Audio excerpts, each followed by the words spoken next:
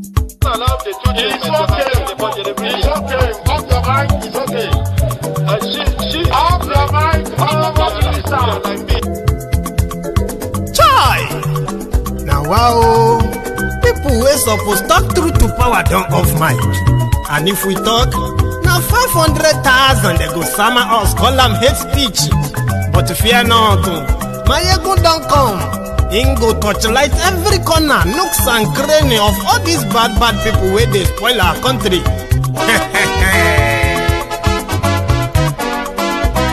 So my people make we loud, oh yo yo. My ego don't come, oh yo yo. My people make we shout, oh yo yo. My ego don't come, oh yo yo. My ego don't come, man of the masses, oh yo yo. My ego don't come, oh yo yo. My ego politico, oh yo yo. My ego don't come, oh yo yo. This one not the off in mind, oh yo yo. My ego don't come, oh yo yo. And in the touchlight every corner, oh yo yo. My ego don't come, oh yo yo. Okay, some people be they holla say they want the power. Chai, them be promise us say we go get light and power. Them hustle sote they can't get the power. But now they know they do anything with the power. Every day, dollar just they get it higher power over naira. See them talk say make we off mind, but thank God say my ego don't come. So my people make you loud, oh yo yo. My ego don't come, oh yo yo. My people make we shout, oh yo yo. My ego don't come, oh yo yo. My ego don't come, man of the masses, oh yo yo. My ego don't come, oh yo yo. My ego the politico, oh yo yo. My ego don't come, oh yo yo. This one not the off in mind, oh yo yo. My ego don't come, oh yo yo. Person where they do evil, no one make person talk. Them say that my egun, that man too they talk. He too they talk. Say my egun diary, he they hot like pepper. But every day then they take money in bulk. Woman picking, they the street they hawk. Still them talk say make we no talk. But thank God say my egun don't come. So my people make you loud, oh yo yo. My egun don't come, oh yo yo. My people make you shout, oh yo yo. My egun don't come, oh yo yo.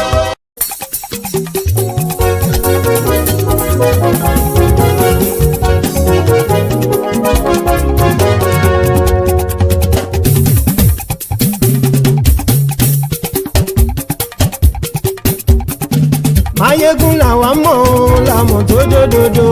Mayegun dayari Nayibi number one. Mayegun làwa mọ̀ làmọ̀ tó dòdòdò. Mayegun dayari Nayibi number one. Mayegun ti dé o ọ̀rẹ́ ara ìlú. Mayegun dayari Nayibi number one. Lórí Facebook lórí YouTube. Mayegun dayari Nayibi number one. Gbogbo bó ṣe ń lọ ni Mayegun já wa sí. Mayegun dayari Nayibi number one. Àṣírí ọ̀jẹ̀lú kì í bò níbẹ̀ o. Mayegun dayari Nayibi number one. Bó bá ṣe eré àní Mayegun máa wí. Mayegun dayari Nayibi number one. Ó sì tún ṣe eré wàá gbọ́ níbẹ̀ o. Mayegun dayari Nayibi number one. Mayegun dayari politico. Mayegun dayari Nayibi number one. Godfatherism kò sí lọ́rọ̀ Mayegun. Mayegun dayari Nayibi number one. Ẹ farabalẹ̀ sẹ́ o kẹgọ́rọ̀ lẹ́nu o. Mayegun dayari Nayibi number one. Àní Mayegun làwa mọ̀ tó dòdòdò. Mayegun dayari Nayibi number one.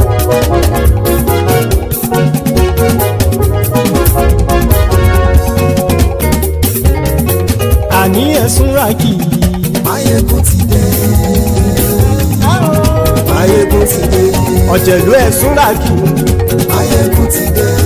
Àní ẹ̀sùn ràkì. Mayegun ti dé. Lórí Facebook. Mayegun ti dé. Àní ẹ̀sùn ràkì. Mayegun ti dé. Lórí YouTube. Mayegun ti dé. Àní ẹ̀sùn ràkì. Mayegun ti dé. Bọ́ bàbá gbé wúrẹ́. Mayegun máa wí. àní ẹ̀sùn àjò. Ijó ìgbádìyẹ, àní ẹ̀sùn àjò. Prẹ̀sìdó bá rúfin o, àní ẹ̀sùn àjò. Today, hello there, brethren. Welcome back to the Temple of Truth. So good morning to you once again. Good afternoon to you. And good evening to you from wherever you're joining us. It is Mayegun live. Please, after reading the caption of the broadcast, kindly read the description of the broadcast as well. Then, like the broadcast, like it, share it. Invite your friends, invite your not-so-friendly friends, and tell them all that Mayegun is live. Mayegun today. A trending video of Anambra State Governor Chuckwudu Soludo has been trending on social media in the last 24 hours. In that video, Soludo, I believe, a special guest in an event organized by the Igbos in America, where he is believed to come and brief them about the situation back home and what he and others are doing in helping the situation. Soludo spoke. It was probably like about 2-3 minutes into the his speech, rather. Soludo dropped a lie that you can call a bombshell, or a bombshell that happened to be a lie. Soludo told the Igbos in America, and obviously the Igbos all over the world, that the report of the killings of Biafrans in Igboland, the kidnappings perpetrated by the Fulani terrorists, is a complete, the way he puts it, he said it is a total kind of like a misplaced, or misconception rather, a misconception. And according to Soludo, since he became governor, he has discovered that 99.99% of those terrorizing Igboland, the southeast of Nigeria, they are not Fulani herdsmen. Rather, they are Igbo sons and daughters. He said, because right now kidnapping is so lucrative, more than Yahoo. And that is why their youth are now involved in kidnapping. This is a lie that if a state governor can present such at any forum at all, right, confidently, then I can tell you that the problem of Nigeria is deeper than some of you would admit. To start with, the attacks of the Fulani terrorists across Nigeria is not a misconception. We have seen victims who survived tell their tales.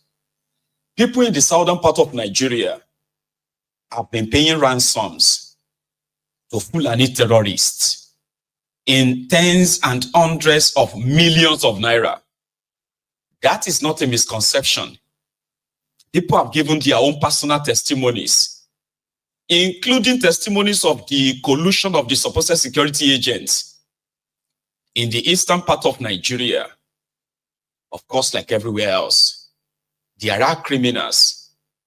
But the surge in the politically sponsored insecurity in eastern part of Nigeria was admitted to by the guy who happened to be the gateway of this terrorism to the eastern part of Nigeria, Ople Susodingba, on record.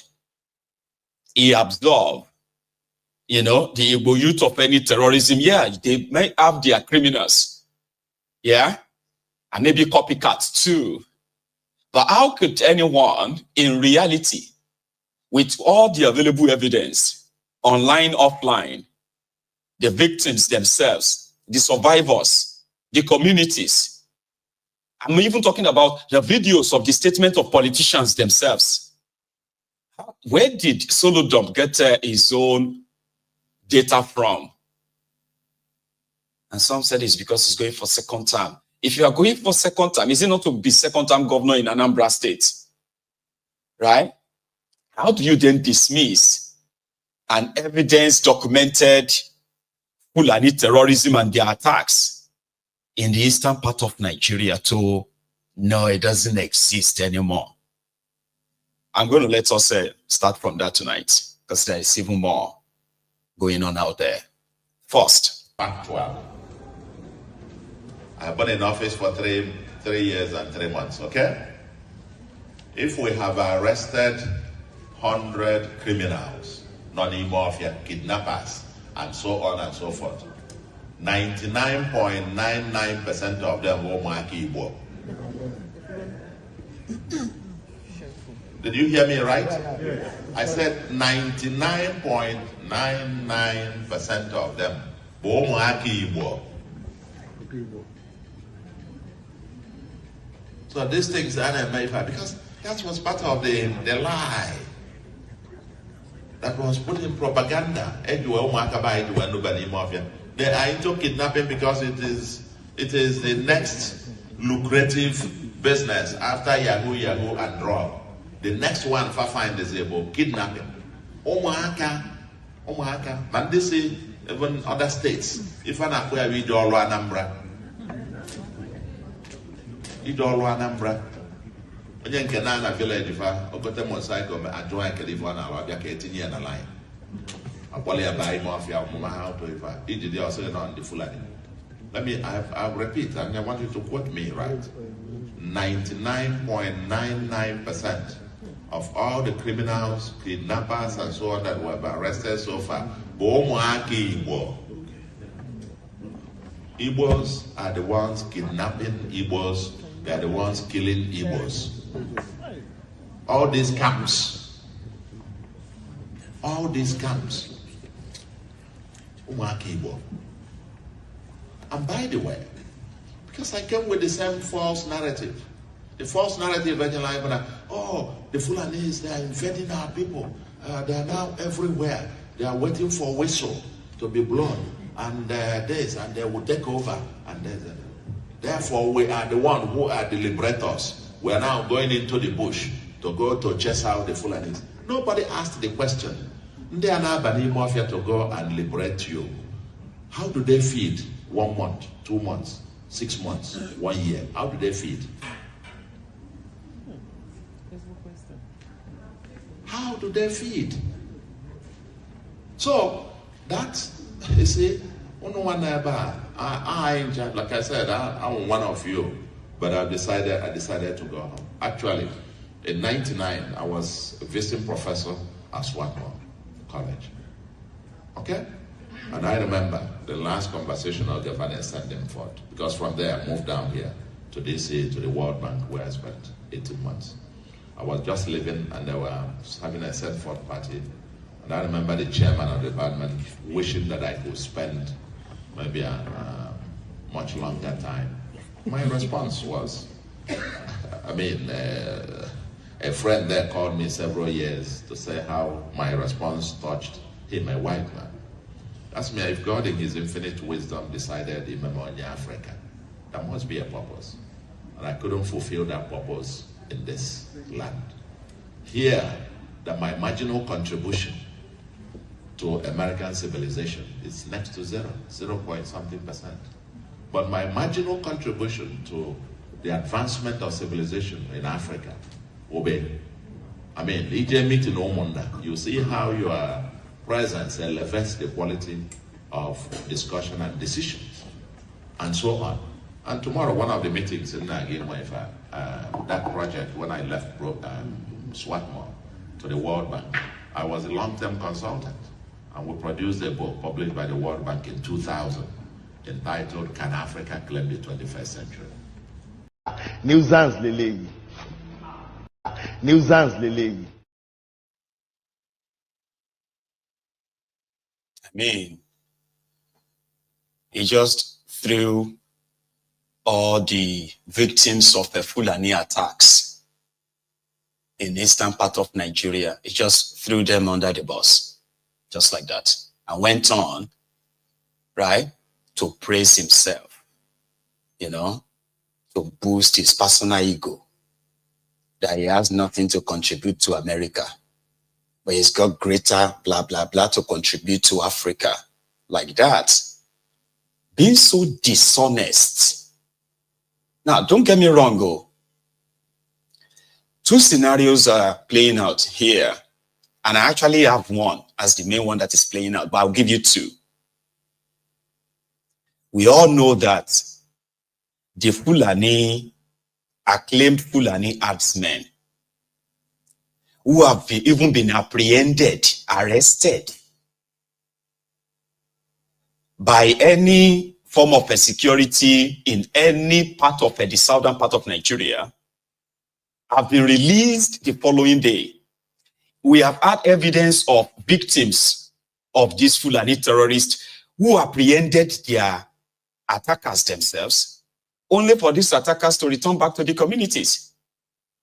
So, there is no record of any Fulani terrorists arrested in Igboland, either by police, by the people themselves, by vigilantes and what have you. They did not keep any record because we all know that one. There is none of them in any prison or any what have you in Yoruba land. That is one. Maybe then that will now leave us with when they are arresting criminals in Igboland, and they have exempted the principal aggressor, the Fulani terrorist.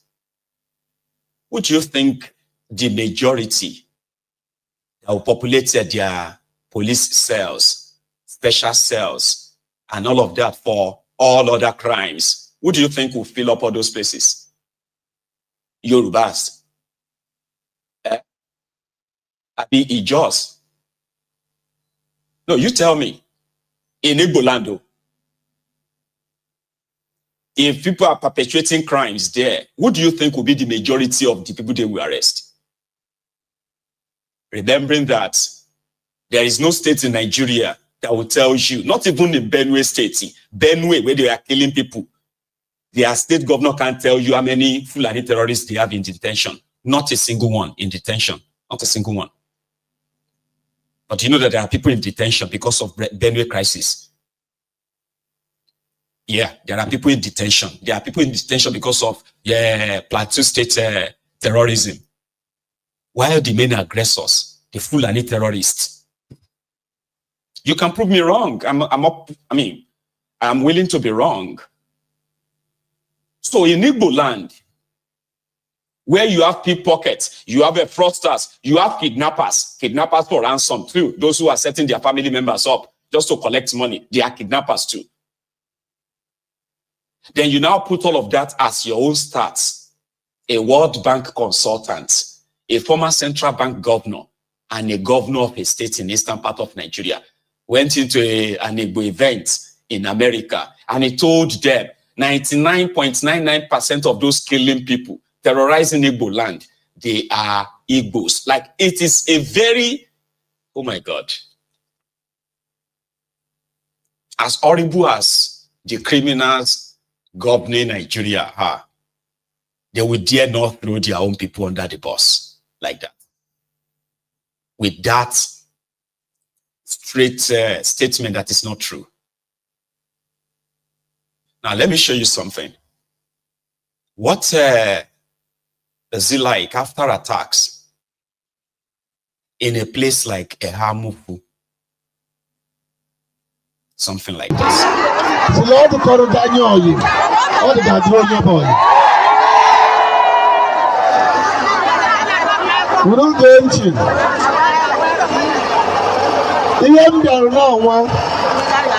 Bogo Shulu, Layi Le Solihena,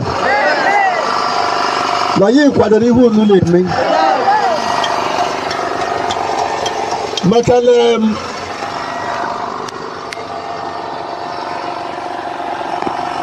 I didn't make her really le Poshuro. Nihera Dalada. Mobile Magazine with a malod gate.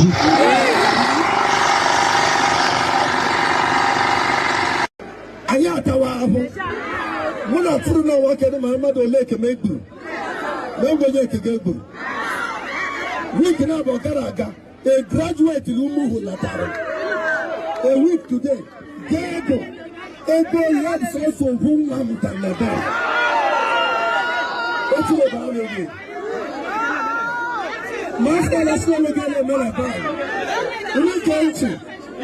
You don't get it. You don't back to the hell out of my malata. You don't know the platform, no. Blood on the government, blood on the politics. Last sponsor, Lendu Ukochuku, last sponsor, Helene. If you do particular, I will tell you to particular and do politics sponsor. You know, man, the politics school now to boy. You have here a matter. Macariani made the rule at the politics. You have a goodbye. You have a rob. I put a little journal. No, and there, Hakoka. There, I will delay to it. And you will, the president of. So you mean the people of Ehamufu, you know, the victims of this Fulani terrorism in Enugu. Ehamufu is very popular, not for good reason, simply because there have been those who have actually suffered more, simply because there are those who share border. Enugu, they share border with, you know, Benue or so. So there's always that spillover. So as much as people are talking more about Benue, the Middle Belt and all that, there's always the spillover in the eastern part of Nigeria, from Enugu to Ebonyi to Imo states. But guess what? They are political leaders, like other places too, right? They are political leaders in the eastern part of Nigeria. Well, just like Nigeria, as the Nigerian government is more or less on the side of the terrorists. Because they are more concerned about how the Fulanis will be seen if the people are allowed to continue to say the Fulani terrorist in a country like Nigeria. So they frown upon anybody identifying the attackers by their tribe. And in the whole of Nigeria, after Boko Haram, the Fulani terrorists is the only tribe, or should I say ethnic group, out of hundreds of others who in Nigeria terrorizing the rest of other indigenous people in the country. There is no other indigenous or ethnic group in Nigeria that have an organized armed group going to attack people in faraway places, far away from their land, and claiming to have an entitlement to the land. There's no other tribe. So the politicians don't want people to say Fulani terrorists. So they coined the fake, the diversionary name. They call them bandits. No police station can arrest and keep them longer than 24 hours. This is not just the confession of the victims. It is also the confession of security officials in Nigeria, policemen, soldiers. They will tell you. Right? So, the Igbo politicians, like Nigeria, they are on the side of the terrorists. They are more worried about what will happen if they allow people to call them Fulani terrorists, because they are Fulanis. It may lead to the Fulanis becoming endangered. Then go. Not them actually crushing the criminals to protect the name of the Fulanis.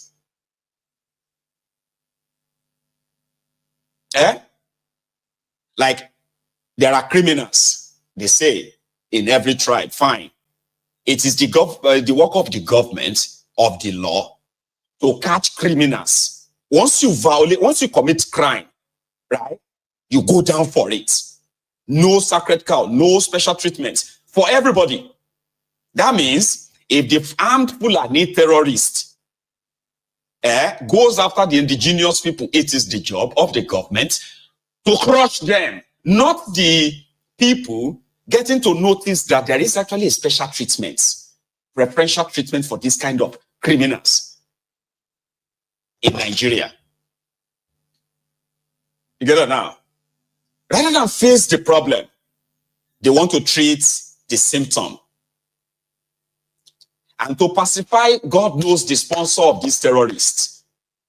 In that contraption, Igbo politicians would rather throw their people under the bus, just like that. A Methodist prelate or so was abducted. He gave his personal experience to the media when he paid ransom. 100 million naira ransom to terrorists before they released him. Did Soludo tell them in America about this person? Or did Soludo believe that many people in that room don't know the truth? Here is somebody that went through the hand of Soludo's imaginary Igbo terrorist. Let me show you the road.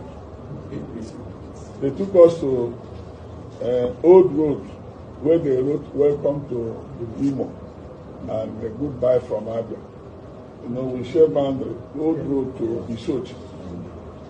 Then they say, you know this road? I said, I don't know. I pretended because it's my village. Rube is my village. I said, I don't know the place. They said, follow this road. You get to somewhere. You will see people there. So I followed the road. We followed the road through us until we saw people. But what pains me most is that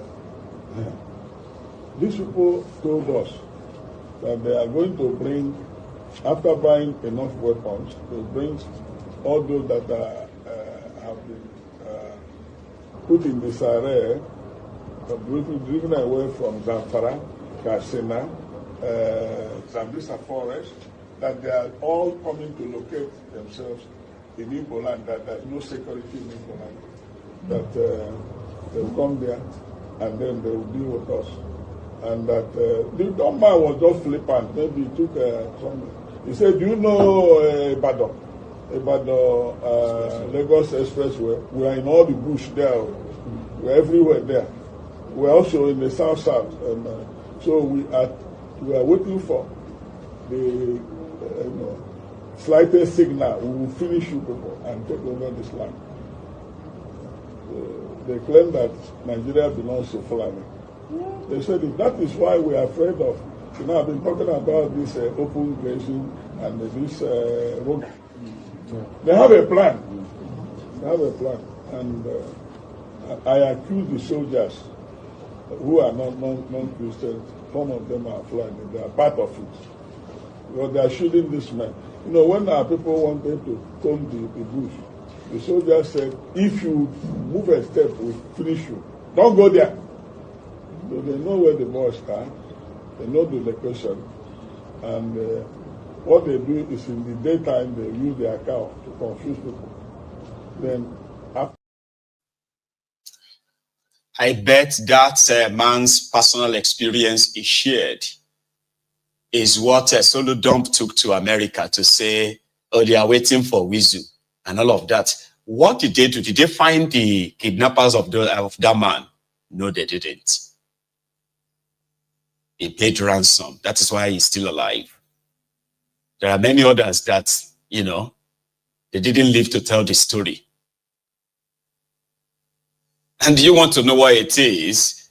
For those ones they claimed to have cows, when they provoke the villagers whose main occupation is farming, then they will bring their cows on the farms, feed their herd, feed their cows with the planted, what do you call it?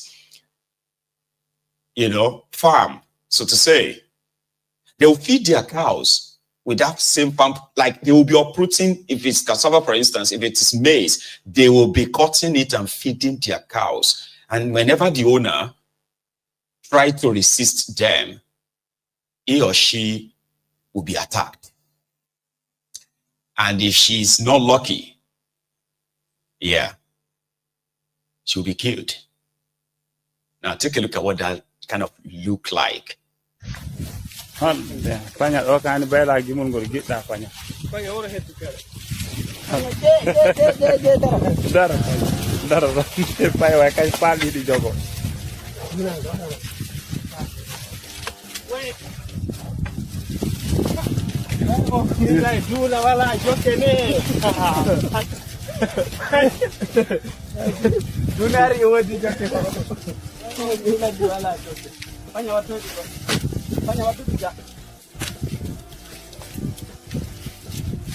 Omila panyo tulata ne ia paki jinne.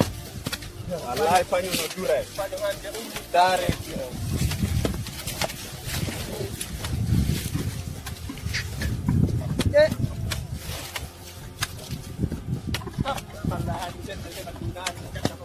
Wallahi dikari panyo. Bida no.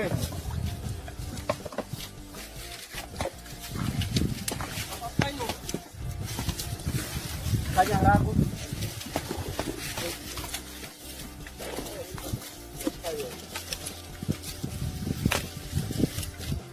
Why mo do mo po tin? Kaya. Panyo ako.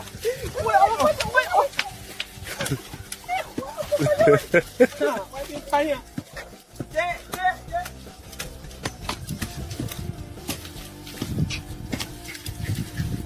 Panyo wala ako. Panyo. Why on me I do now?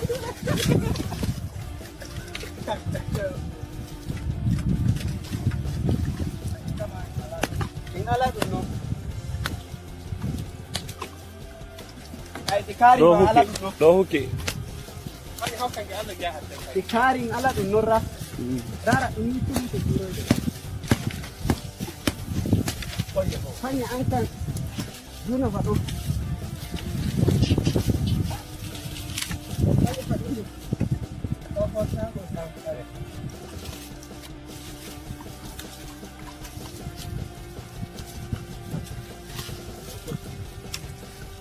Fanya foto fanya.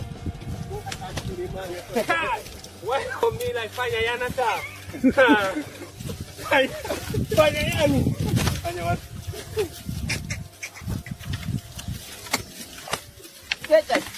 Fanya foto.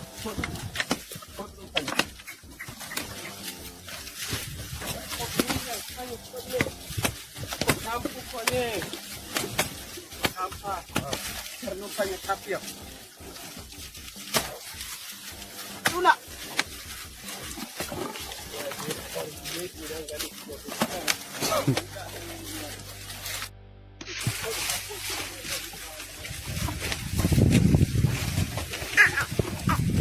Banyak dikari pagi ini. Rogo heji. That's someone's farm. The cassava farm. So when they tell you that don't call them Fulani this or don't call them Fulani that, those are Fulani terrorists. What those ones are doing, destroying somebody's farm that way, is an act of terrorism, trespassing. That is criminal. People like that should never be excused to actually escape justice. You know what I mean? But not in Nigeria. Those guys are walking everywhere freely right now. So no one would expect an authority, somebody who is a governor, at least, be honest, even if you want to package the lies in a way, not the one that will be a damaging one for years to come. Do you not understand what that is? If this is something they tell themselves in private, the reason why this insecurity in Nigeria festers, right, is because they probably says it's the Yorubas that are killing themselves. not the Fulanis kidnapping them. Like, you know what I mean? Maybe they said that to themselves. And somehow, if not them, they kill themselves, then there's no point in, when they are tired, they will stop. So meaning nothing real or nothing concrete is being done to combat insecurity since, you know, we just must tell ourselves the truth. Now we they do ourselves. Even when that is being premised on a false fact. Eh? The bigotry that, you know, APC, Egbekegbe, they have succeeded in institutionalizing in Nigeria has caused so much kind of unnecessary pains for Nigerians. I'll use that because in this context, right, where all of you are supposed to be one Nigerians. However, since the emergence of the APC, Egbekegbe, over the years, they have managed to put the wedge between the fair, the fair boundary that others before them did manage to handle well, or even well enough that a lot of people even felt like they are fighting for one country. When APC, Egbekegbe came, they wanted to save their country. So they followed the Al-Qaeda People's Congress, APC, Egbekegbe. Today, the country is so terrorized. It is so divided. And then, you know, tribalism, ethnicism, bigotry from the deepest part of hateful heart of men, from all sides, by the way, is now more or less like a national tragedy. Again, using the context of the one Nigeria, which of course is not real. Okay, we are one. We are one. No, we are not. However, even if we are not like one that way, we still end up being like neighbors, right? And there's something called mutual respect. Mutual respect, tradition, I'm going to say cultural, traditional exchange and exchanges that allows people of different or near similar backgrounds to, you know, live together peacefully.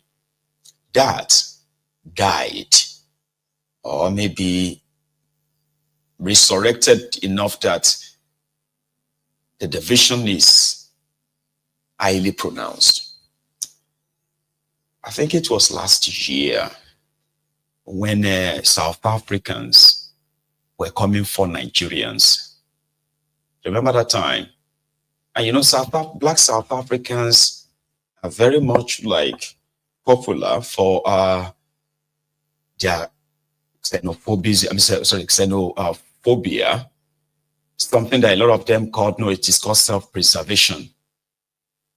Those ones who hate their fellow Africans, and with their own reasons. So when they started with the Nigerians, as usual, it was that moment that the Ronukus, the Ronu bastards, jumped into the wagon to tell the South Africans that, hey, those people that you call, those one you are calling Nigerians, they are not Nigerians. They are Igbos. They were advocating at the time for South Africans to destroy and burn Igbo businesses only because they are giving Nigeria a bad name. That was the first time, almost like less than a year of Tipnumu being your president. It was tragic. Reactions followed. South Africans who are willing to destroy Nigerian businesses, they said, well, they don't know any Igbo or Yoruba. They just know them as Nigerians or Jollof. That's the slur word they use on Nigerians in South Africa. They call them Jollof or something like that. Meaning, when they want to deal with Nigerians, they don't care whether you are Igbo or Yoruba. Anyway, it will later discover that there are actually a sizable number of Yorubas who are running businesses in South Africa. Again, facts for facts. That didn't go down well per se for them because, fortunately, those ones who actually live in South Africa bonded together around that time, and I believe they minimized any form of aggression towards them. But why would Nigerians, that other Africans see as Nigerians, I think Africans know better now. A lot of them actually knows better now, thanks to the internet and the social media. They now know about how divided the contraption is, even if they are faking this their love. They do know. And just a few weeks ago, a video surfaced on social media. It is that of the Igbo community in Accra, right, where they nominated their leader and then crowned him as the Eze Igbo of Accra, of Ghana. An idea that is pretty much like ceremonial, right? He's got no real authority anywhere. He's a leader of a nationality, so to say, who are what? Who are, visitors, investors, residents, what have you, to Ghana. Meaning they are a community contributing something to the Ghana economy. And this idea of Africans, even I'm using Africans now because including other African countries, including Ghanaians themselves, who have left the shores of Ghana, right? Who have formed different associations just to keep in touch, keep a bond as a community, support one another. Then the idea of crowning any of them, right? This culture, this tradition actually varies. I am a Yoruba man. And if you go to northern part of Nigeria or any other part of Nigeria today, where they have the same number of Yorubas or Yoruba community, you'll get to see a Yoruba ceremonial Oba, which is just for his community of Yorubas and their interest in that particular area. It is kind of like a common practice. Like, I don't know why that is a thing, but then that's a simple explanation. The idea is just to give somebody, a leadership authority to guide them while the rest of them work together as a community. So it was published then that, they crowned an Eze Igbo Ghana. There was nothing much about it. Those who are Igbos, are friends of Igbos, celebrated that. Then maybe another few weeks or so later, and a video of the same individual surfaced again. In fact, he's actually got his own social media handle. So he published his project for the community in Ghana. What is the project? Whether they pull money together or he single-handedly purchased it, he declared to his Igbo in Accra that he had acquired 50 acres of land where they will build a community that will serve, again, the Igbos. And it will be called Igbo Kingdom. Now, put that in asterisk, right? Because that singular two words, Igbo Kingdom, has now become a weaponized word. They've now become a weaponized stuff like a word. Where, how can you go to another man's land and say you are building a kingdom when everybody understands that? What kingdom? Right? A kingdom without any authority. They know that literally, right? But that won't fit the agenda. Again, in reaction, some ignorant, and I don't know how to actually describe them, some ignorant Igbos, right? maybe ill-informed Igbos. They made videos by bragging of how everywhere you go to in Ghana now, if you speak Igbo, somebody is going to reply you in Igbo, meaning the Igbos are you see this problem of, especially the problem of Nigerians with numbers, as well as their wide exaggeration, right? Anyway, some people took it literally, and they took it beyond just words. When someone made a video and said, oh, we are now becoming more and more in this place. We're already building our kingdom. Very soon, we are going to be more than Ghanaians, and we'll just take over their country. How stupid is that for anybody to even take that beyond just somebody who is just saying out his intrusive thoughts? Why should, something that threatens no one becomes, right? Well, anyway, agenda became agenda. Now, let me show you the first one. I think he had an interview with a lady, a Ghanaian, by the way, where, hang on, let's start with his kingdom first. Watch this. Igbo has got a very rich culture that must be encouraged. He believes the past and present leaders from Igbo as a nation from the Nigerian state deserves more. The father of all projects on his mind is the establishment of the first Igbo town in Ghana, and of course, the first in the world.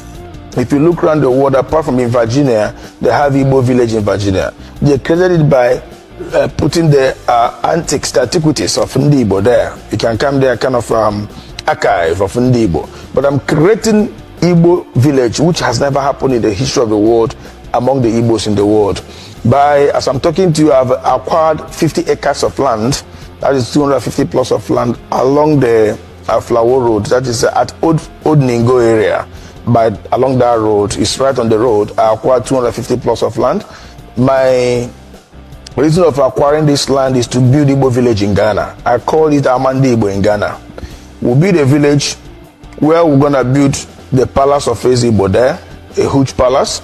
We'll build Igbo town hall there with about 2,000 capacity chairs and 100 rooms guest house.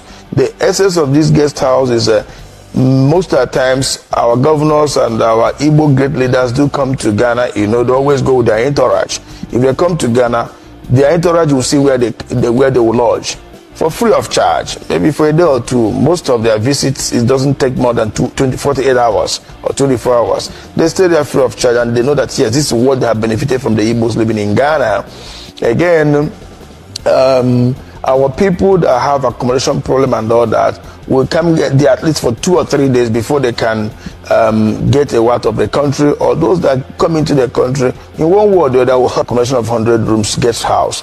We will also, in the palace of the Eze Igbo, we also have apartment there for special guests like governors and ministers. And in future, I know that we, the Igbos, will provide president in Nigeria. And I know that the president that will rule Nigeria at time to come must be an Igbo man. And one day, by the special grace of God, he also going to be part of those that are going to lodge at the guest house there in Igbo village. In that Igbo village, my good brother, what I want to do there is we'll create streets there.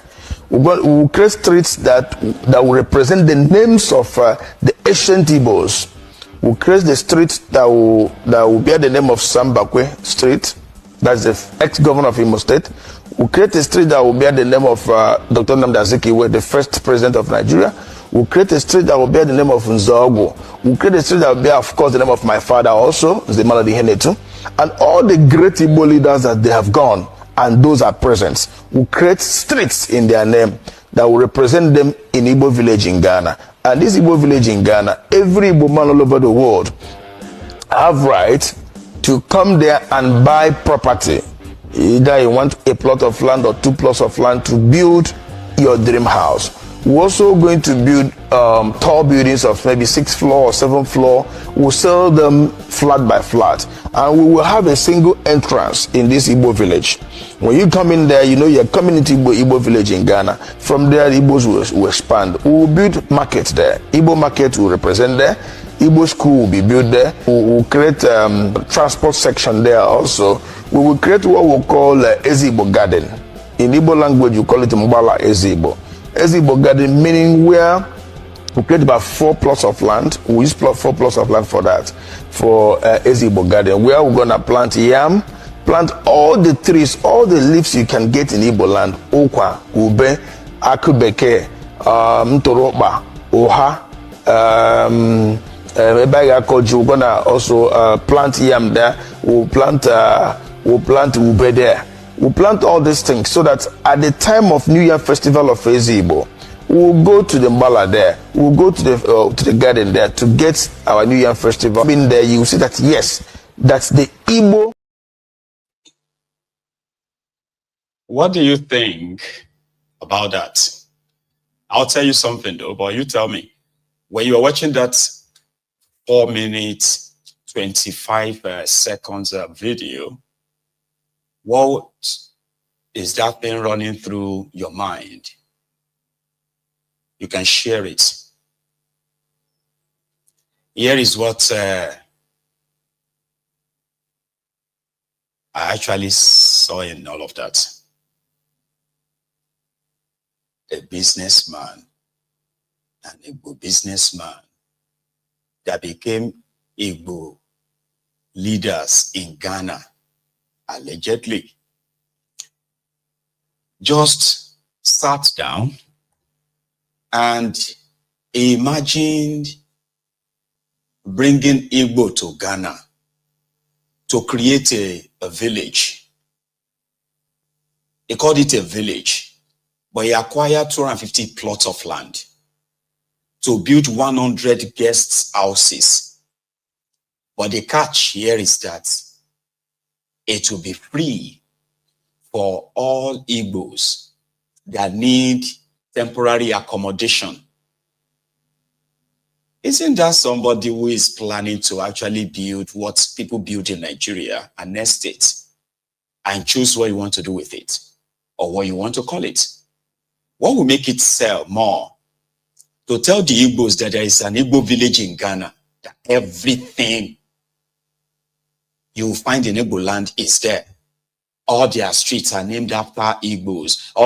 A man who wants to build an estate business decided to list it as Igbo, kind of like a themed, which is not bad. But out of, from the first second to the last second of that 4 minute 25 seconds of video, there was never a second, there was never a moment that he called that his project Igbo Kingdom. Did you hear that? That he never called his project Igbo Kingdom, which is what is trending online. He called it Igbo Village. Person want to do real estate business for Ghana. Themed it along Igbo themes of, right? To attract all Igbo spenders to Ghana. Is that something that will then take over Ghana? With 250 plots of land. Do you know other Igbos in that same Ghana who probably have more lands than this guy? For different businesses there too. I'm just saying, I don't have my fact, I'm just saying. Like, do you think there will be no other Igbos in that Ghana who have bought land, who have built businesses there that's more than that 50 acres? But the guy that themed his own project along Igbo this, Igbo that, to catch these Igbo spenders to come to his guest house in Ghana, because he is the, what do you call it? He is the Eze Igbo, a ceremonial head of the Igbo community in Accra. How can then any right-thinking person buy into an agenda that says Igbos are dominating Ghana? Igbos are going to take over Ghana. like this Ronukus postulated a few days ago. His ritual money, after gaining their heart, then now he went and bought 50 acres of land. What next? To flood the terrorists. Before you know, Ghana will start experiencing what Nigeria is experiencing today. Before you know, Ghana. I came up here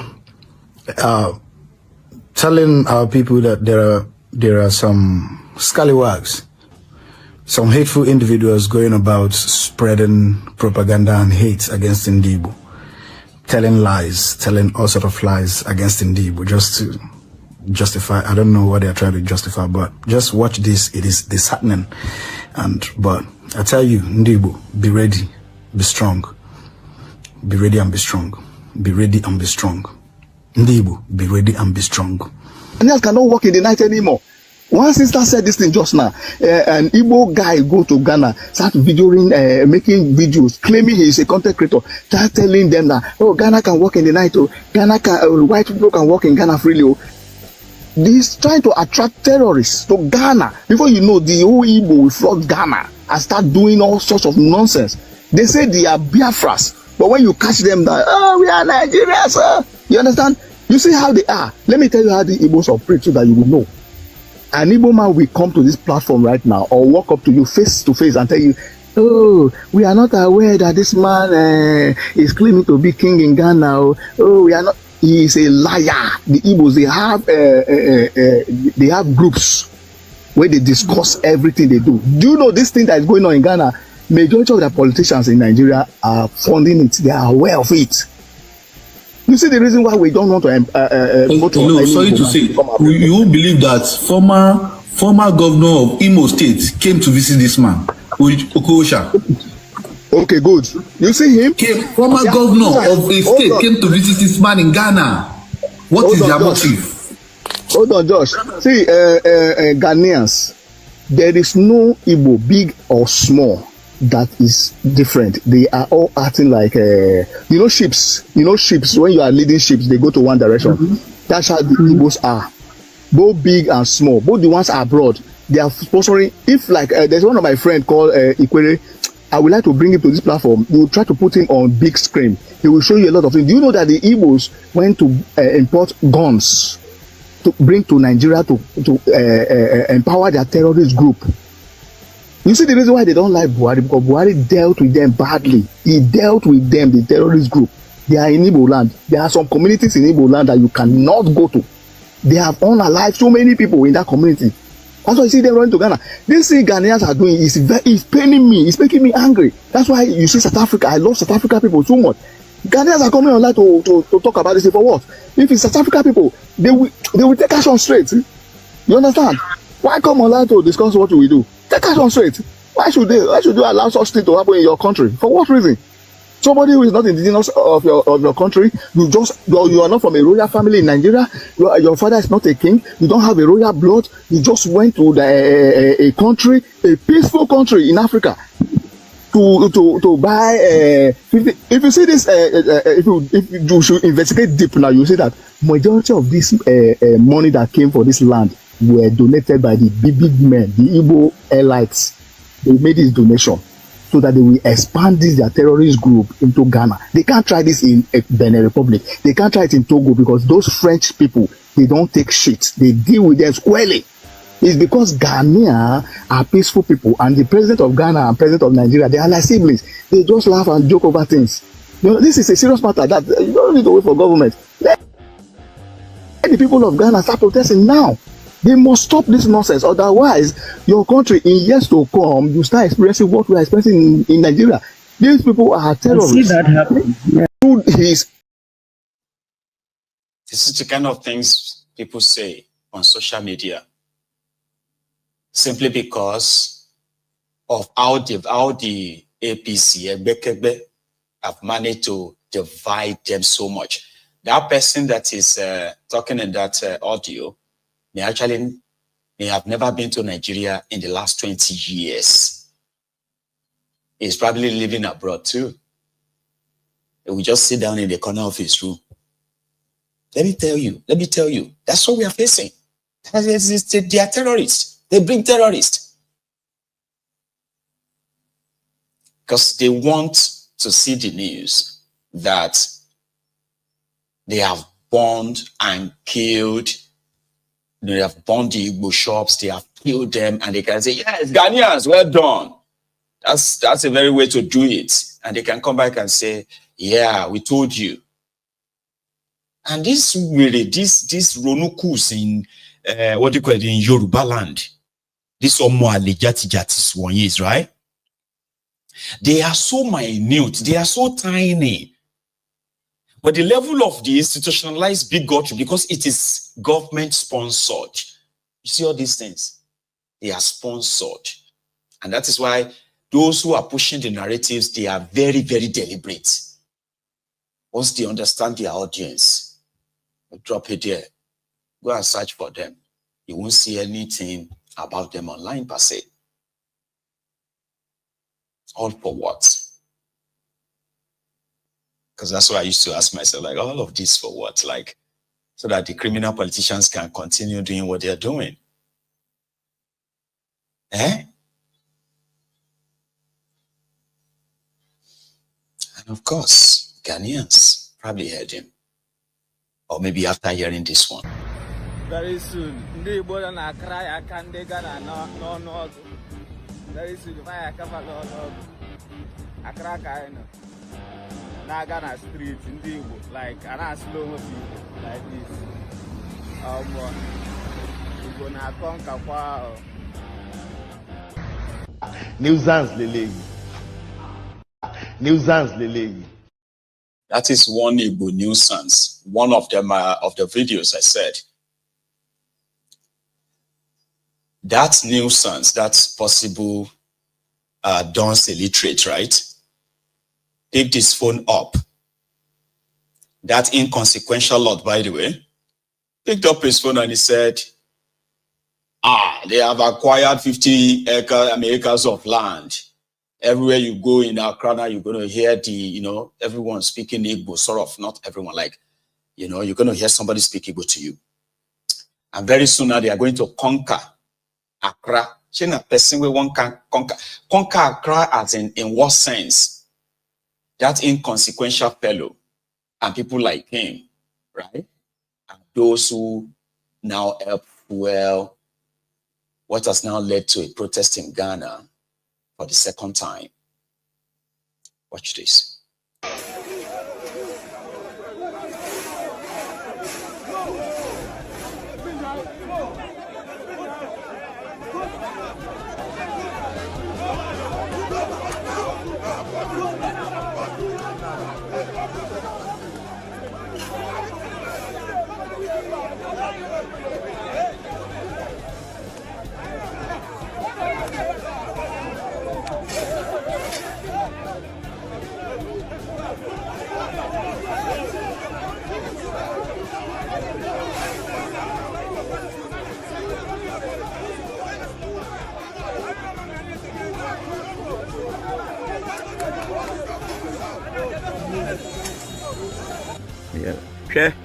Nigeria home. Obi a watan Nigeria pen. Abuja anase Lagos no. So kind of crepa trema. Ma mo yembo hye mo. Hwe me ko Nigeria na meti ho no. Ana me bla free mo Ghana ana ma me mo frɛ me. Ma na me na adwuma no. Wa bie bank. Nti no o se me mla na office na magiska and mle 7. Me ko na a police for no eso me mu. O kwa mbusa me se me kwa na so. Me ko baba da yo ho. E wo ha se. O se adit na anadu we me kwa na menante. Omo di tuo to pempem me. Abo me admit na o ka mu. Ye ko baba da no. Man ni hu me ape no se me na me se wo mla. E from omo me kwase abolo. Nigeria omo bo me kwase because of say omo team me kasa say me Ghana ni nu. Nigeria from pe Ghana for say mo. Sorry, that last video, I had to match it just to save time. That's a Ghanaian sharing his personal experience in Nigeria. He said, Nigerians are so free. Again, he didn't say Igbos. He didn't say Yorubas. They see you as Nigerians. And as Nigerians, right? You can be sorting it among yourselves and be like, we are Igbos, we are Hausa, we are this or that. No. To them, if the goal is to deal with Nigerians, and it comes from the top, right? They won't even ask you who you are. I'm just saying. But you see, the last guy was sharing his own experience in Nigeria. He said, in Nigeria, they are not that free. Ghanaians are not free. That because he's working as a project manager and he won't pay bribe to the police in Nigeria, they arrested him, they locked him up until somebody came to come and pay for him or so. But yet, Nigerians in Ghana are free. They are doing whatever they like. They are, that's what he's saying. In one of the hundreds of videos of Ghanaians calling for this Eze Igbo title to be cancelled. Did you hear that mofo that said, how could you go to another place and say you are a king? And then, you see that kind of selective amnesia, right? Is always intentional. It's called gaslighting. If you go to Igboland today, you are going to see a Yoruba ceremonial oba, right? In areas where you have Yoruba domiciled communities. Anambra in particular, especially Anambra, where they have large communities of the Yorubas. They have their own royal father, ceremonial. He's got his own small palace in his house, right? He's not a king or anything, but somehow that is the closest. I mean, the closest that people fused with their culture when they feel like, oh yeah, we can go and talk to Kabiesi, or we can go and talk to Igwe or Eze. By gender, somebody who is from that same tribe that is so similar.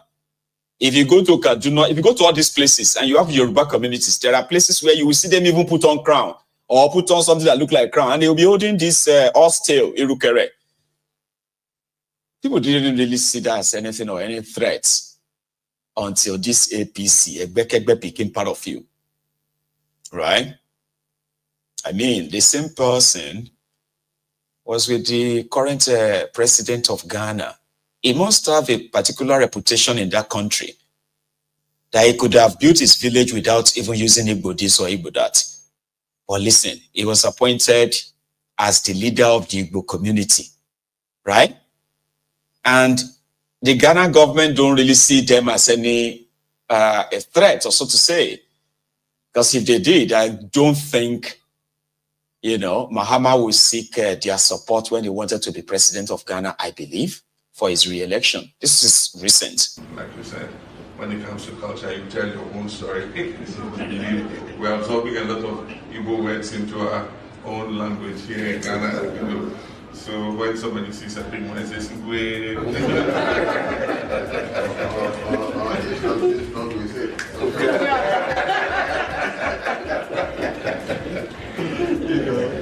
and so we appreciate, the creativity of your people.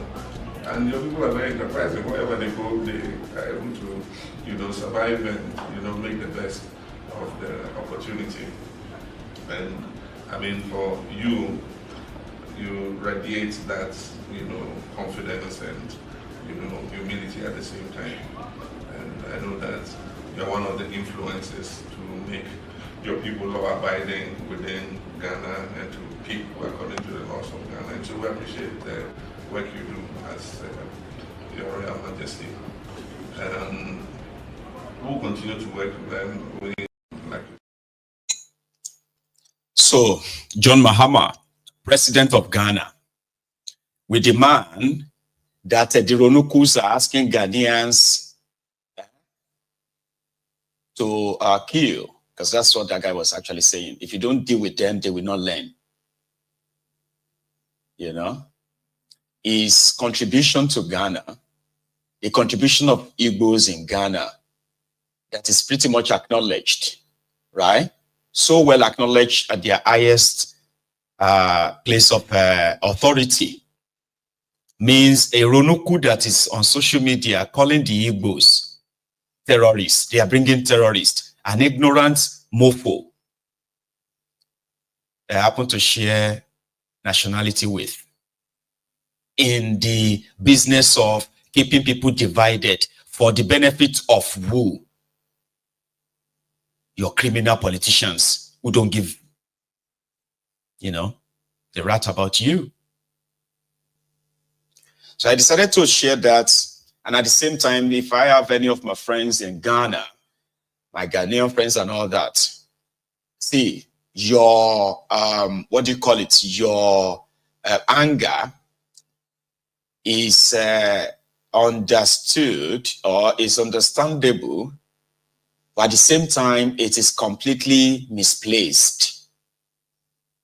I also understand the fact that sometimes culture clash.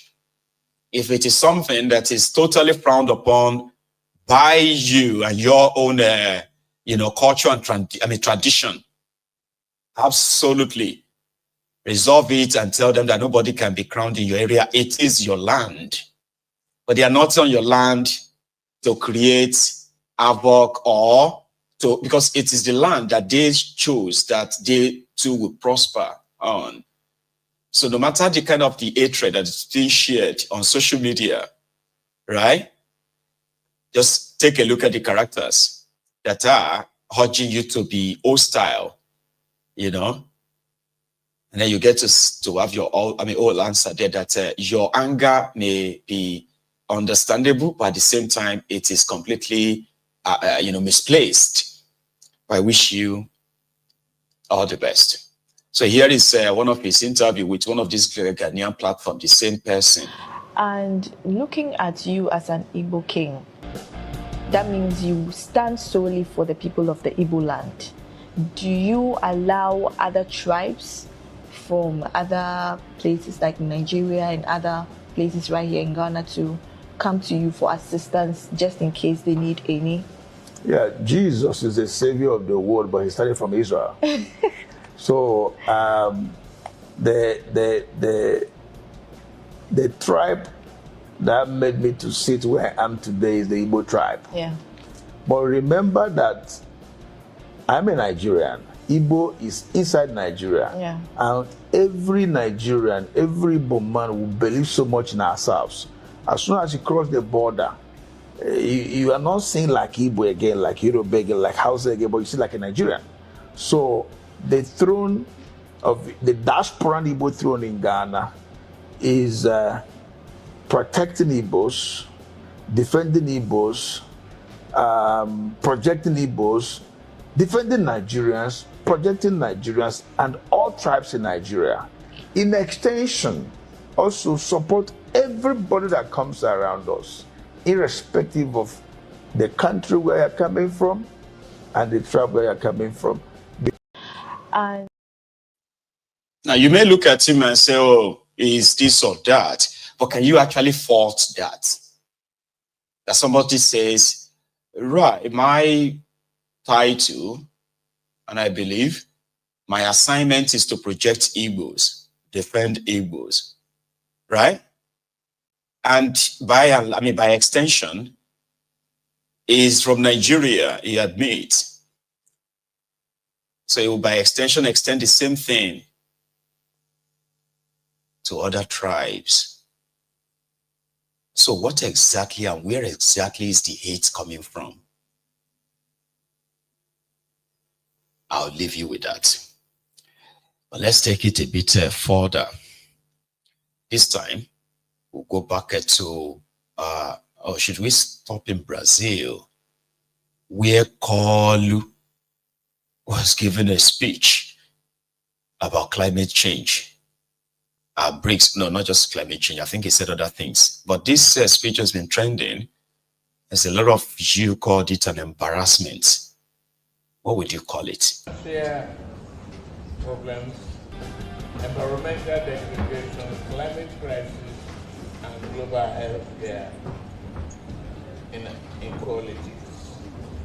Africa has contributed the least of global emissions but suffers the most. Nigeria, therefore, associates with what have aired here today and what has been taking place in BRICS. The next financial restructuring, burden, and re-evaluation of the global system. Nigeria therefore called on BRICS to lead a new path of justice anchored on fairness, sustainable technology, transfer and accessible financing, such that emerging economies can fully benefit from the various initiatives in this field. The African continent is creating the path through the African Carbon Market Initiative and Great Green World. We believe that eventually COP30 will strengthen our resolve to strategically embrace a healthy global environment. Nigeria strongly believes in South-South cooperation. We can therefore not be passive participants in global decision-making. On this financial restructuring, debt forgiveness, climate change, environmental global healthcare, we must be architects of a future that addresses the specific needs and concerns of youth, which represents 70% of our population in Nigeria. Therefore, we believe Nigeria remains guided by our long-term vision 2050 and nationally determined contribution.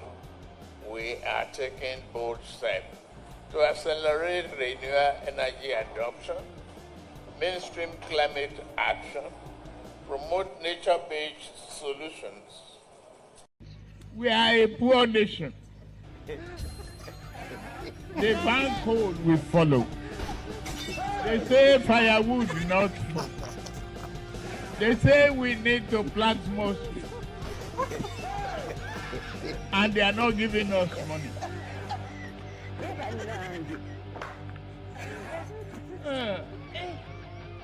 We need to open our eyes, shine it, and tell the West, if you don't guarantee our finances and work with us to stop this, we are not going to comply with your climate change. They're doing. Now he's there talking about climate change at BRICS. Now it's just reading this copy and pasted nonsense. He didn't tell them there that, listen, if you don't guarantee our finances, we're not cooperate with your climate change. They'll do it. That's the second time he's going to that summit. Yeah, the second time. And of course, he didn't tell them to guarantee our finances. Kolu. Now, from where Kolu comes from, the world, they said that Rivers State has been experiencing serious retrogression since the time Kolu appointed a sole administrator. The guy that budgeted 20 billion naira for our CCTV. You want to use 20 billion naira to construct CCTV cameras in Port Harcourt. Crazy, yeah? So they said that the waste collectors have not been coming. Drainages are being filled with dirt and the city is becoming so trashy. Someone made a video, right, from that Port Harcourt. I think it was yesterday. For your eyes only. This is Port Harcourt Airport. The road to our airport. The road to our airport has been closed, shut down by refuse. Just look at what it has become. Zero governance. Zero, no government. Look at what Port Harcourt has become. This is 5 minutes to the airport. As soon as you step down from the airport, this is what you will be confronted with. The smell alone is better imagined than the experience. Look at it. Look at the road has been shut down.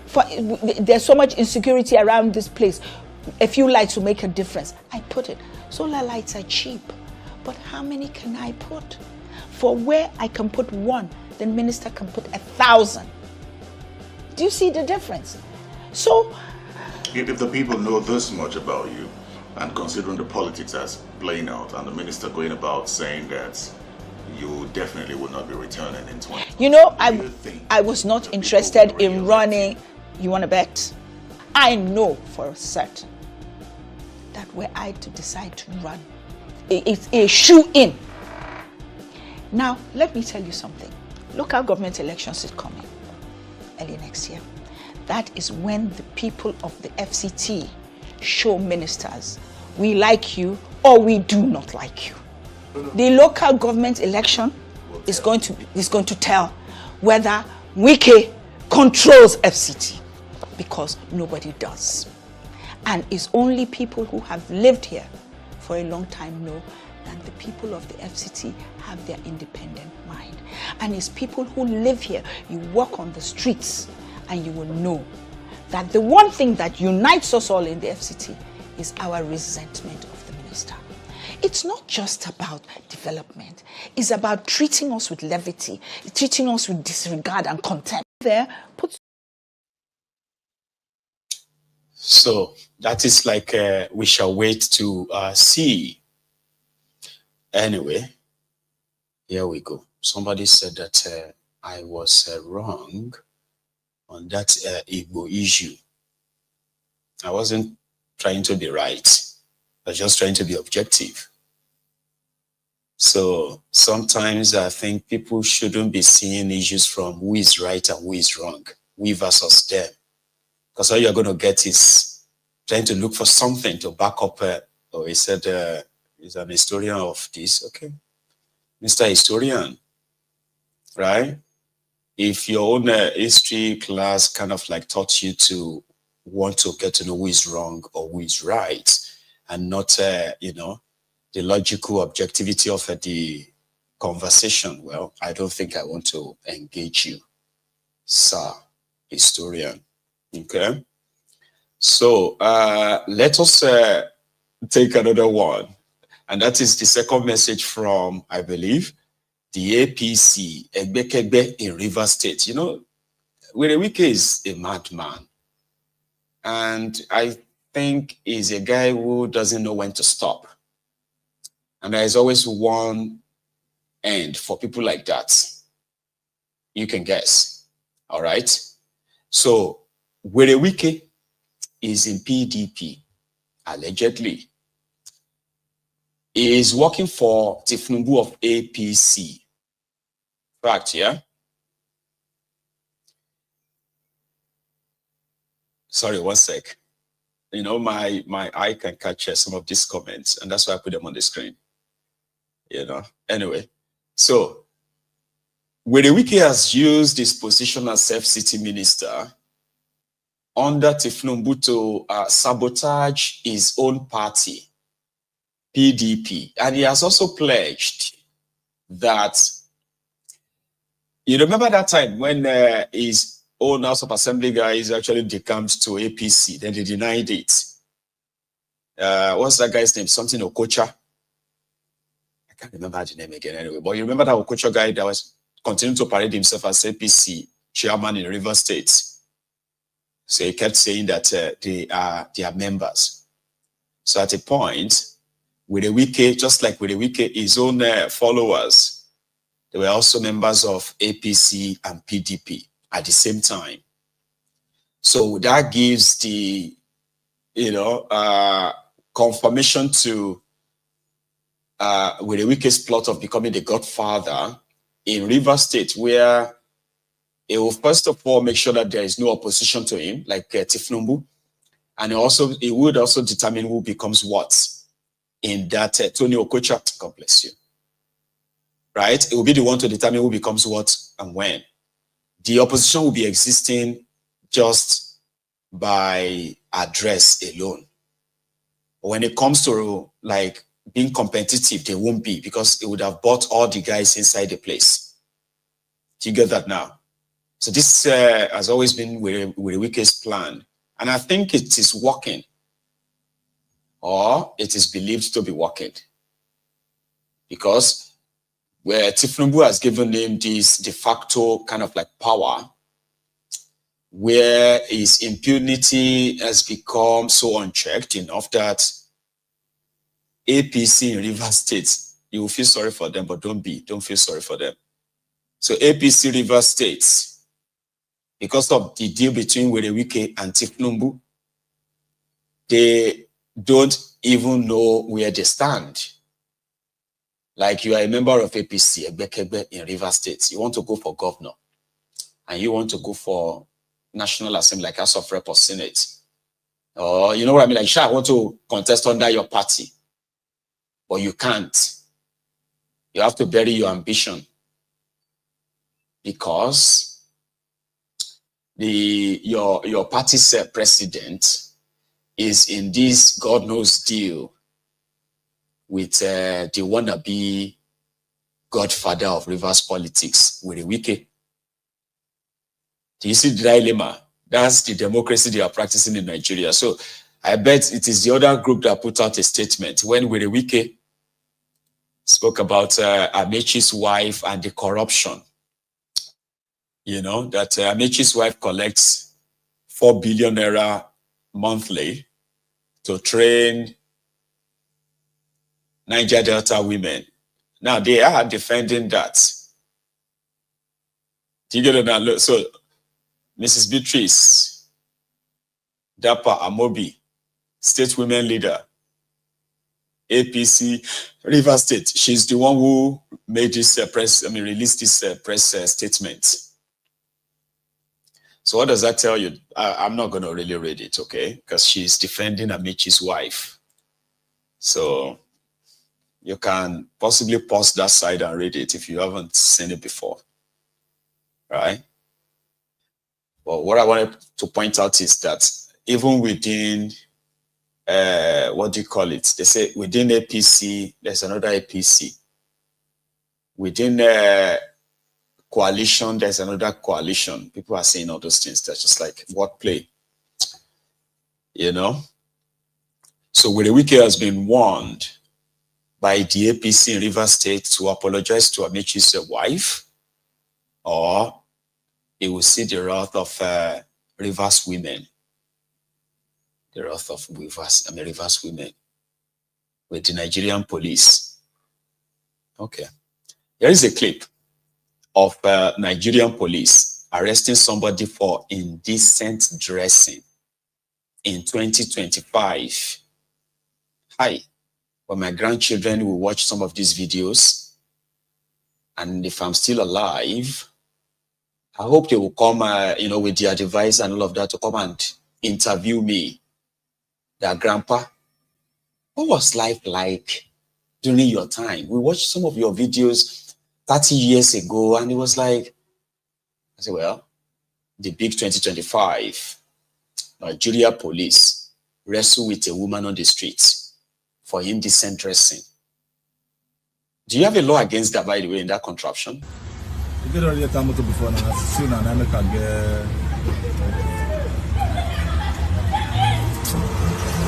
No, that is you get already time to before now. Soon and I can get.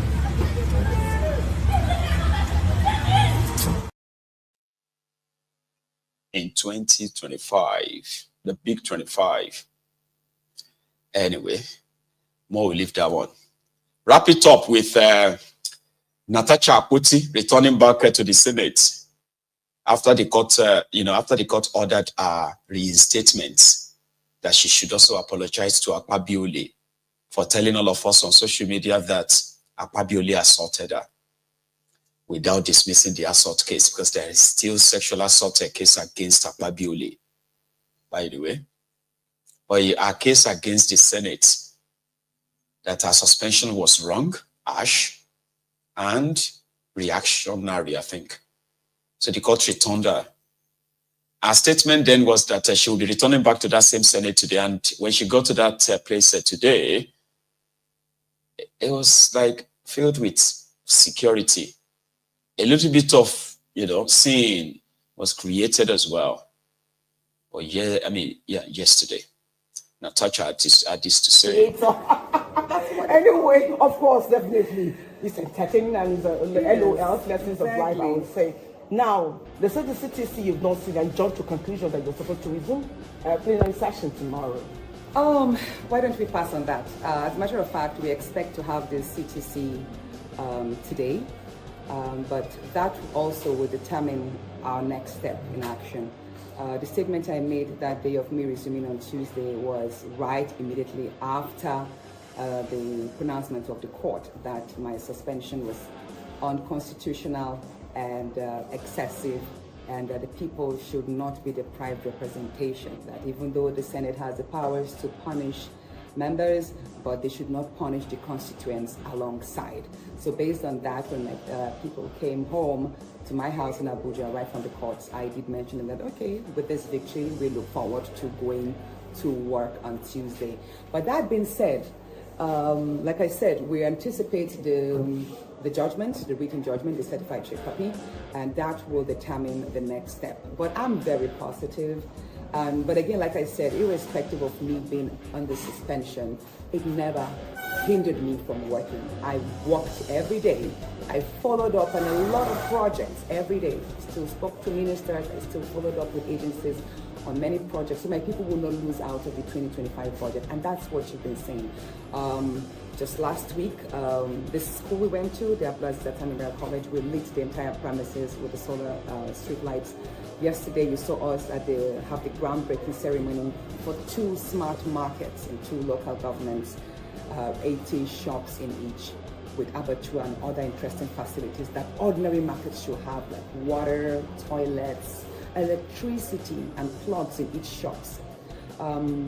Again, the bigger part of today was when we visited the same school at Anambra College, a public secondary school, one of the first in the country, to distribute 700 laptops and 700 computers to each child, and that's a big milestone in digitalizing learning.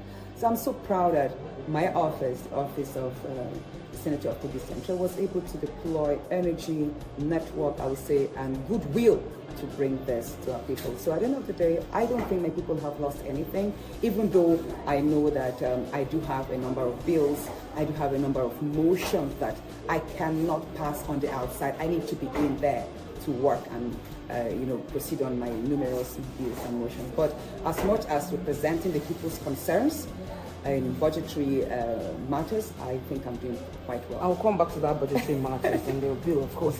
The final question, do you still, with that judgment, do you still have confidence in Nigerian judiciary? Of course I do have. And the judiciary, like every other institution, is not perfect. It's not, you can't even say we're among the top most perfect in the world. But there is a huge room for development, improvement. But so far, even for me to be a senator today is still out of the goodwill of the judiciary. I went through courts, the tribunal and all that to emerge 6 months after my colleagues had resumed.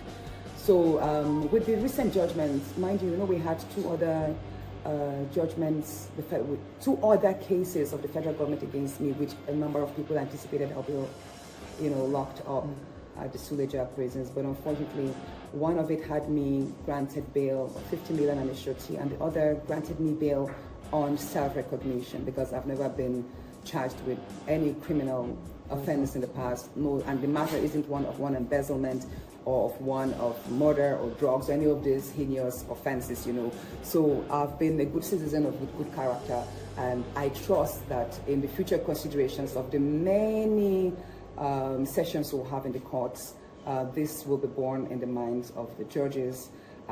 I do have hope that our judiciary is being fair to a large extent now.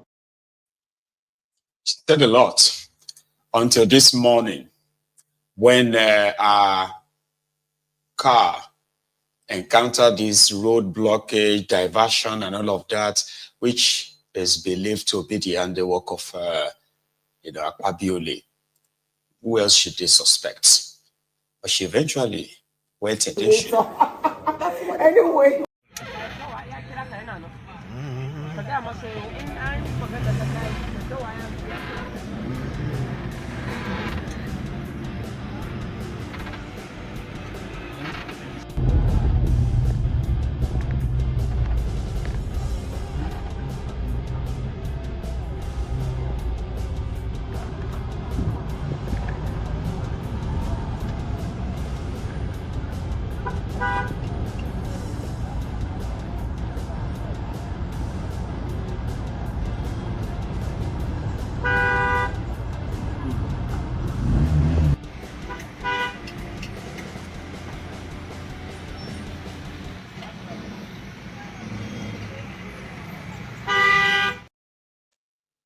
So she eventually got in. That's where I want you to see. So thank you very much for your time, everyone. I'm going to call it a night. You know that whenever we have not that too many of us, I always take advantage of that to get my early rest, right? I'm going to see you tomorrow, which is another time. You all have a wonderful night. So good night.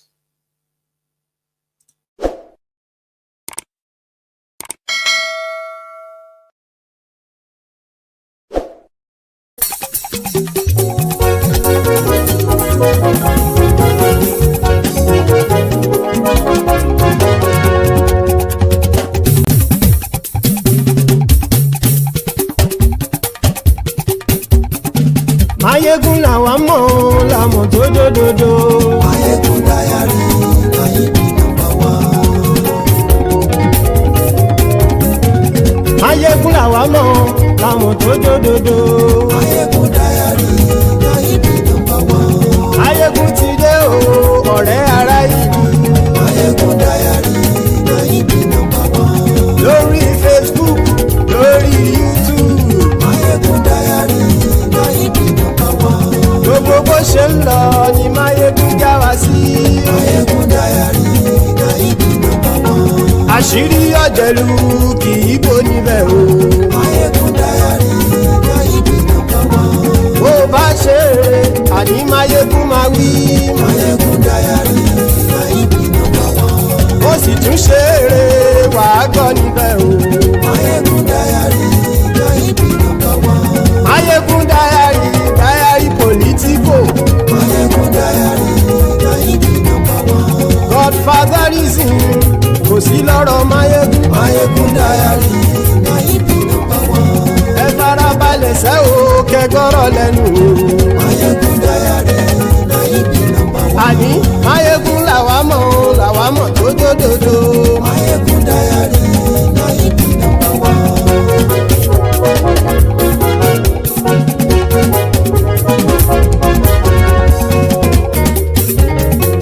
Àní ẹ̀sùn ràkì.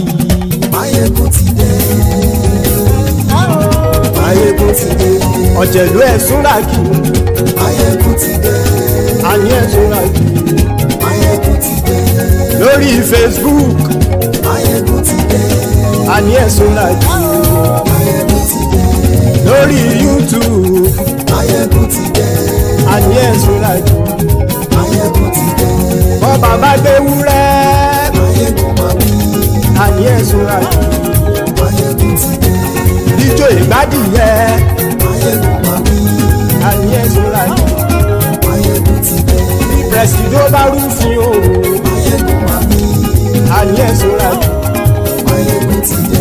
Bí gómìnà kówó jẹ. Mayegun máa wí. Àní ẹ̀sùn ràkì. Mayegun ti dé. Ọlọ́pàá ti ń darí bá. Mayegun máa wí. Àní ẹ̀sùn ràkì. Mayegun ti dé. Aṣòfin tí ń rúfin o. Mayegun máa wí. Àní ẹ̀sùn ràkì. Mayegun ti dé. Òpùrọ́ olóṣèlú. Mayegun máa wí. Àní ẹ̀sùn ràkì. Mayegun ti dé. Ọ̀jẹ̀lú ẹ̀sùn ràkì. Mayegun ti dé. Àní ẹ̀sùn ràkì. Mayegun ti dé.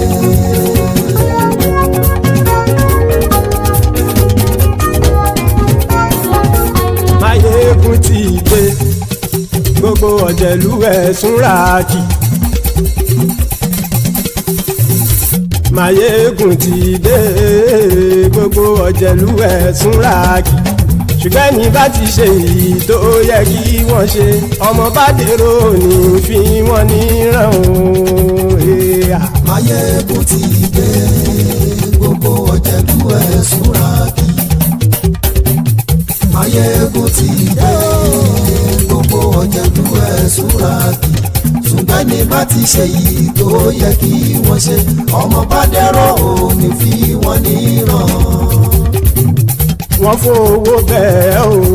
Mayegun ó sọ pé wọ́n ò bẹ́ẹ̀ bẹ́ẹ̀. Wọ́n fowó bẹ́ẹ̀ Máyégún ó sọ pé wọn ò gbẹ́bẹ̀ oníkan ṣáàtì ṣe èyí tó yẹ kí wọ́n ṣe fáwọn ará ìlú tó gbé wọn débẹ̀ o àyè. Máyégún ti dé gbogbo ọ̀jẹ̀lú ẹ̀ súnra kì. Máyégún ti dé gbogbo ọ̀jẹ̀lú ẹ̀ súnra kì. Ṣùgbọ́n ní bá ti ṣe yìí tó yẹ kí wọ́n ṣe ọmọ bá dẹ́rọ̀ ò ní fi wọ́n níran. Kì máa yí ṣe eré ọ̀rọ̀ yìí kì í ṣe ẹ̀fẹ̀. Kì máa yí ṣe eré ọ̀rọ̀ yìí kì í ṣe ẹ̀fẹ̀. Ẹni bá ti lè lẹ́bọ̀ lẹ́rù o ọmọ bá dèrò kàṣà ìtú wọn síta. Máyégún ti dé gbogbo ọ̀jẹ̀lú ẹ̀ súnra kì. Máyégún ti dé gbogbo ọ̀jẹ̀lú ẹ̀ súnra kì. Ṣùgbọ́n ní bá ti ṣe yìí tó yẹ kí wọ́n ṣe ọmọ bá dẹ́rọ̀ ò ní fi wọ́n níran. Tẹnitẹni ọmọ Máyégún ọ̀rẹ́ ara ìlú mọ̀mọ́ ni mo fọlọ́run ṣọ́ ẹ̀ bá kìlẹ́bù. Lóòótọ́ olódodo ìlú ọ̀tá ìlú mọ̀mọ́ ni ìwọ ṣá máa ń ṣọ́ra kò sì mọ́ bẹ̀rù. Bọ́tà ń lè rí bóníṣègùn lé káwọn mọ̀mọ́ fi ṣera wọn ni ó ti dẹrùn tí wọn ò gbọ́dọ̀ sì mọ́ bẹ̀. Èèpo ọ̀gọ̀ lọmọ bá dérò tàjẹ́ ò gbọ́dọ̀ jẹ́ ó ti jọba lórí abínú ẹni kò sì mọ́ bùyà. Àìsíwọ́lu ní ẹnìkẹ́ ìgbódì ẹyin lábàrá o ó kó ẹni tó bá dán o àkàmù. Máyégún ti dé gbogbo ọ̀jẹ̀lú ẹ̀ túnra kì. Máyégún ti dé gbogbo ọ̀jẹ̀lú ẹ̀ túnra kì o. Ẹni bá ti ṣe yìí tó yẹ kí wọ́n ṣe ọmọ bá dèrò òní fi wọ́n níran o. Máyégún ti dé gbogbo ọ̀jẹ̀lú ẹ̀ súnra kì. Máyégún ti dé gbogbo ọ̀jẹ̀lú ẹ̀ súnra kì. Ṣùgbọ́n ní bá ti ṣe yìí tó yẹ kí wọ́n ṣe ọmọ bá dẹ́rọ̀ ò ní fi wọ́n níran.